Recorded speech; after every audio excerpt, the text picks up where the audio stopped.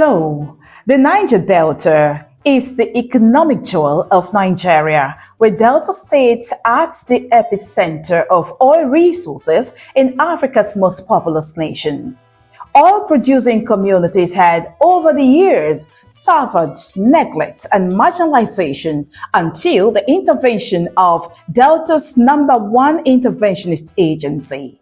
Welcome to the DESOPADEC Weekly, a TV program highlighting the improved fortress of oil-bearing communities in Delta states. Thank you for joining us. Joy Uche is my name. Welcome on board.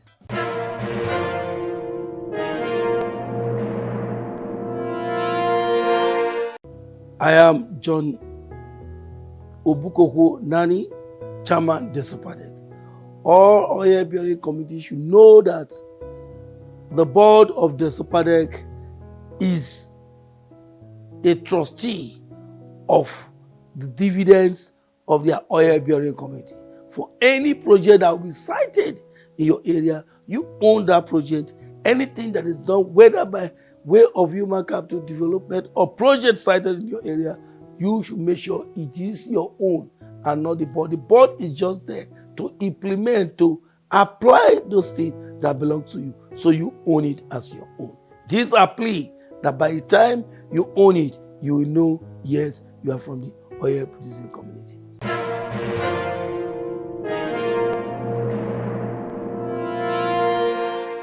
In the heart of Delta State, where oil flows as the mainstay of the Nigerian economy, a powerful force is shaping the future of oil-producing communities. The Delta State Oil Producing Areas Development Commission, the DESOPADEC, stands as a pillar of progress, driving the socio-economic transformation in the area. On March 20, 2025, the chairman of the DESOPADEC Governing Board, Chief John Nani, reaffirmed this vital role as he welcomed participants of Course 9 from the Naval War College, Calabar, to the Commission's corporate headquarters in Warri. Their visit marked a significant dialogue on development, security, and collaboration for a more prosperous Delta State. The chairman told the visitors that the DESOPADEC was established by the Delta State government to address the agitations of patriots of the oil-bearing communities. You know, when there's an agitation, there must be a way to cushion the agitation of the people. Because if it is left, it will grow from agitation to self-determination. From that self-determination, it will grow into a revolution. And the government saw in it that, yes, these people are saying, we lay the egg. Why won't you give us part of it so that we can taste it? There is 30% derivation. So each of these states, like Delta State, came up to say, okay, you are going to have a commission. The commission will be strictly a trustee of the dividends of the oil-producing community. 50% of the 30% derivation will be given to the commission. The commission will apply this 50% of the 30% derivation strictly to the oil-producing community. And if you are not from an oil-producing community, you cannot even be a member of this commission. Olusegun John Nani explained that the Commission has played a significant role over the years in fostering sustainable socio-economic growth within oil-producing communities. Key areas of focus included education, healthcare, water supply, transportation, land reclamation, shoreline protection, infrastructure, as well as roads and bridges, jetties, housing, agriculture, and the development of human capital. Rehabilitating and developing oil-producing area in the state, embarking on other development projects, and may determine from time to time by the commission what further will the people need. And for this need, what the commission does is we apply what we call the bottom-up approach. We call the community, the stakeholders of the community are aggregated in a place like a town hall where we ask them, what will you want? Prioritize your needs. What will you want the commission to do for you? Because for every money that comes to DESOPADEC, it is spent in a manner of quantum of production. Speaking earlier, the leader of the delegation, Captain I.K. Lawal, highlighted this year's study theme, Maritime Security as a Panacea for Viable Socio-Economic Development. He expressed deep appreciation to DESOPADEC for the warm engagement. In an address on behalf of the Commandant of the Naval War College, Calabar, Commodore Chindu Yahaya, emphasized its core mandate as follows: to train selected officers of the Nigerian Navy, equipping them with the leadership and operational skills necessary for effective command. He noted that as part of the annual course curriculum, environment study tours are conducted across selected states, providing participants with insights into governance structures and security dynamics. Listing the ministries, departments, and agencies visited in Delta State before arriving at DESOPADEC, Commodore Yahaya described the tour as invaluable opportunities to foster collaboration and enhance understanding between security institutions and key development stakeholders. I would just like to add, for the benefit of the participants, the existence of DESOPADEC has been very, very impactful to us in the security sector. I know very well, precisely I think 10 years ago, we here at the base, I was privileged to be one of the officers, and we received significant intervention from DESOPADEC that impacted not just administration, operations, and welfare as well, which of course enhanced our ability to deliver on our mandate. And I know that relationship still exists with DESOPADEC, so I want the participant to take note of that, please. And it's not just limited to the Navy. I believe the Army, the Air Force, and other security agencies as well. Highlights of the visits was the presentation of an award of appreciation to DESOPADEC. The Naval War College is Nigeria's highest naval training institution, built to boost security in the maritime sector and enhance the capacity of naval officers to make sound decisions in command and management positions.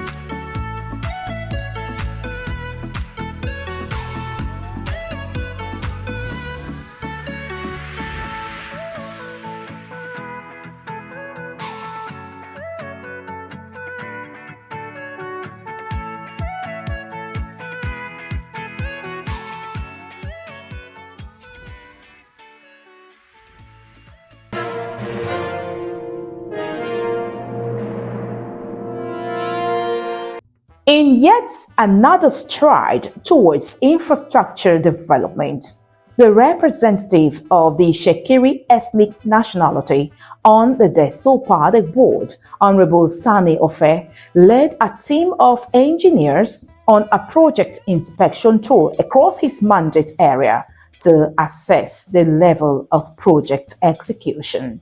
The inspection team first arrived at Oghara-Iyede, a riverine community in Warri Southwest local government area, to evaluate the concrete landing jetty under construction.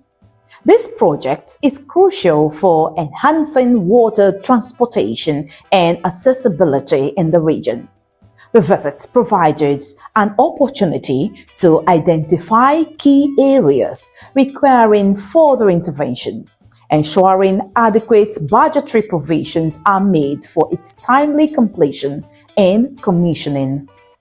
From Oghara-Iyede, the team proceeded to Ubeji community, where they inspected the newly completed ultra-modern Ubeji markets. Commending the contractor for a job well executed, Honorable Sani Ofe said the next step is the formal handover of the project by the DESOPADEC to the Warri South local government authorities. You can see Ubeji Market by A&J Construction has been completed, waiting for handing over to the LGA. The contractor has done his bit, and I'm sure that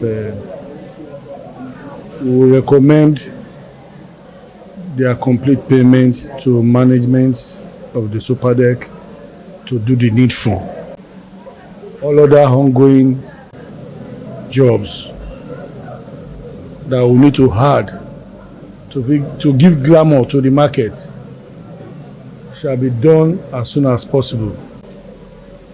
The market is good to go and is good to be given out. All electrification, lights, and even fans has been installed. So waiting for handover. Honorable Ofe also visited the Obodo Healthcare Center, where landscaping and tiling work are ongoing. At the time of inspection, the contractor had mobilized to the site with materials and equipment, signaling the commencement of concrete flooring to enhance the facility's durability and functionality. You can see the landscaping has started already, and I learned that when they even started, when they started bulldozing and clearing for landscaping, that they killed some big snakes in the environment, which is very dangerous for normal activity in this our health center. So we shall make sure we give them a good environment to start operation with. The inspection team further assessed key ongoing projects, including the 500-meter-long Ajaetan Road in Ajaetan community, the Prince Andrew Edun Road projects, Ogbuwangwe, and the Itsekiri Youth Council Secretariat located at Odion Road. Through these inspections, Honorable Ofe reaffirmed the DESOPADEC's commitment to deliver impactful projects that would uplift communities, ensuring sustainable development across the oil-producing areas of Delta State. We want to thank the governor for giving us the enabling environment, and we want opportunity for the M.O.R.E agenda to get to each and every community. Let the M.O.R.E agenda get to each and every community, and let us enjoy the dividend of democracy. And we shall ensure on our own hand in the DESOPADEC that this developmental project is being spatially done in a way that each and every oil-bearing community shall benefit from the developmental project.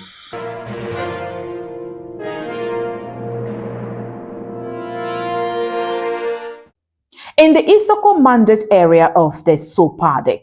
The member representing Isoko ethnic nationality on the board of the DESOPADEC, Chief Victor Egbo, inspected some of the ongoing projects in Oghara-Iyede in Isoko North local government area.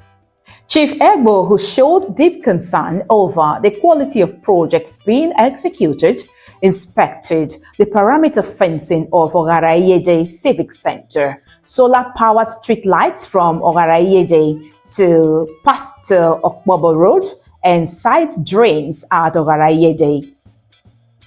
The Isoko representative enjoined other contractors to emulate the excellent job done and improve on their projects.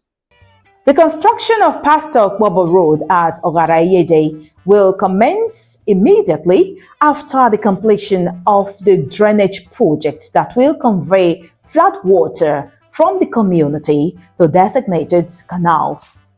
Chief Egbo assured the people of Oghara-Iyede that the flood would cease after the completion of the drainage and the road. At the standing at the phase 1 is about 500 meters that we are already doing, but we'll still continuing it to the other connect to the other village. And the road is part of the project, but you can see the fence has made the road very narrow.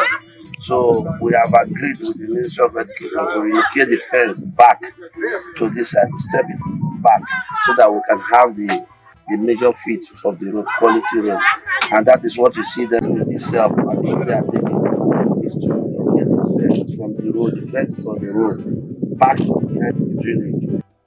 Assessing the economic impacts of the renovation and perimeter fencing of Oghara-Iyede Civic Center, Chief Egbo said it would serve as a unifying force for the community and also generate funds for the community. This hall, like the engineer said, was built by the DESOPADEC some time ago. And we at the Isoko, we don't allow our project to become dilapidated. But this hall is so useful to this community, all the community nearby. This is where they do their marriage ceremony, their meetings, and also on conferences and other skills acquisition program takes place here. So it's a peculiar project to us. When we visited this project some time ago, we will see that the place is dilapidated and we have to give it a facelift. And we awarded the job of I approached the MD and the management board, and the opportunity was given to me as commissioner, and this job was decided in the project. And EDP makes sure that this job is being done to a standard. We work like a twins. This is my little brother, and it's always on my neck to make sure that day to day I'm always here to see what is happening. And today you can see the outcome of our supervision and our handwork. The fence is a very standard fence. First it was demolished and a retaining wall was put on it, and now the fence is on top of it. There's nothing like water that will trouble this fence in the nearest fixture. And we have some filling to give a very high level to interlock this whole place to bring the water back to this drain that we are constructing now. There's going to be a drain here going to connect the other one so that the water will not be disturbing it. And sooner or later, you can see that the roofs are getting bad. We are also coming back here to make sure that this roof is the roof and the roof again. We'll add to the building so that we can be a very befitting civic center for the people of Isoko North. Chief Victor Egbo said he will always promote the best interests of the people as their representative. I made sure the job is met the specification. I followed up the job from the beginning up to this stage that the EDP has come to inspect. And I was also here at night to see for myself, because this is daytime, to see how bright and how effective the light was. When I came here, it was really amazing. And I can tell you that the people are so happy with the DESOPADEC as a commission and with the government of Delta State, led by Honorable Right Honorable Elder Francis Sheriff of M.O.R.E.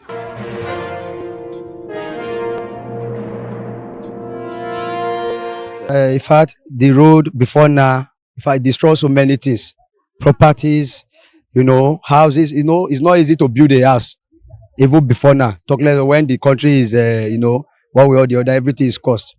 But before now, things are very bad. Even so many roads, you understand, in Jere Kingdom. But today, I believe, Oyibo said they don't try pass try. The Oga in question, Right Honorable Chief Barrister John Nani, he have done noble to Ijere Kingdom, to Ethiopia West, to Delta, because to the position he is bringing out the dividends that the office can do and do and do until tomorrow.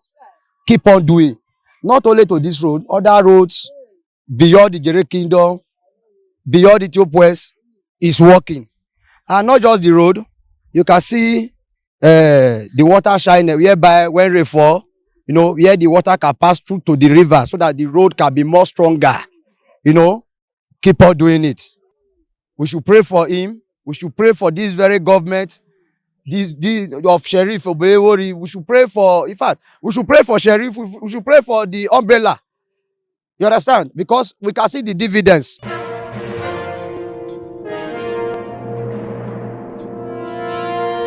And this is where we call it a day on today's edition of the program, the DESOPADEC Weekly. Thank you for watching this edition. Let's do it again in a fortnight if indeed you enjoyed this production. But until then, continue to follow us on our social media handles on your television screen. Until we come back, on behalf of the entire crew, Joy Uche is my name, and I hope I'll see you in a fortnight.